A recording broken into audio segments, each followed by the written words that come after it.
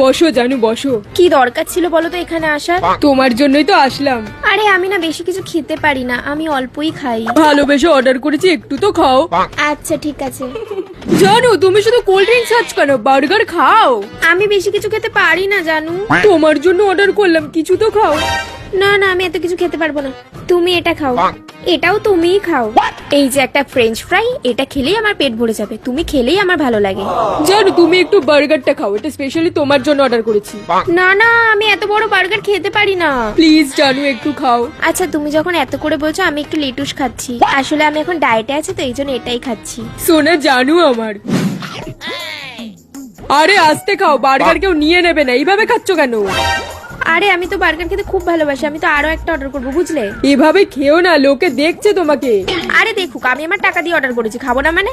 ও, আর cold drinks খেতে পাচ্ছি না, কি যে করি। ইমা, তুমি কোল্ড ড্রিঙ্কস খেতে পাচ্ছ না? আরে আমাকে দিয়ে দাও। এসব আবার বলার কথা নাকি? আমি খেয়ে নেবো। তুমি তো অলরেডি একটা খেলে। হ্যাঁ, আমি আমারটাও খেয়েছি, তোমার কোল্ড ড্রিঙ্কসটাও খেয়ে নেবো, কোনো সমস্যা নেই।